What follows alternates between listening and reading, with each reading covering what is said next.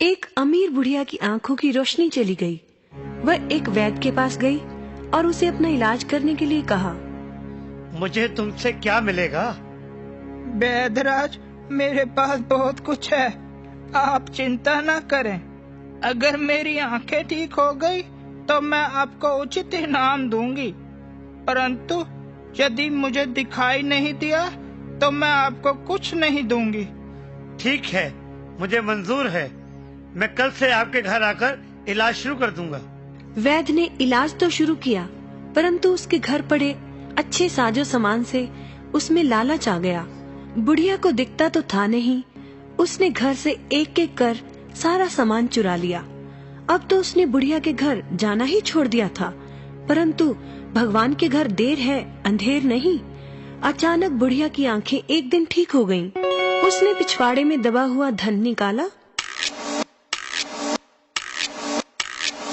और फिर उसी तरह बढ़िया जिंदगी जीने लगी। वैद्य ने तो समझा था बुढ़िया का सारा धन जेवर व लूट चुका था, अब उसके पास बचा ही क्या होगा। परंतु जब उसने उसी तरह उसकी पुरानी शानो शौकत देखी तो राज दरबार में उसकी शिकायत कर दी।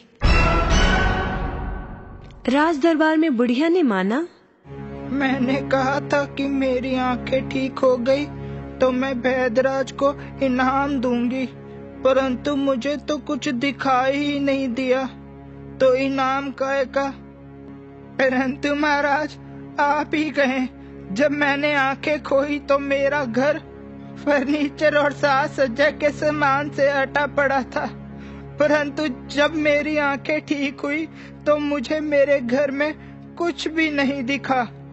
जब मुझे कुछ भी नहीं दिखा, यहाँ तक कि एक बर्तन भी नहीं दिखाई दिया, तो ये कैसे कह सकते हैं कि मेरी आंखें ठीक हो गई हैं? अगर ठीक हो गई हैं तो मेरा सारा सामान कहाँ है?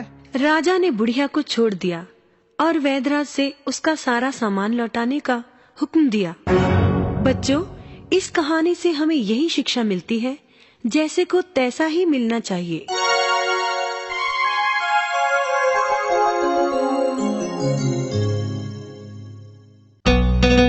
हाथी और भेड़िया।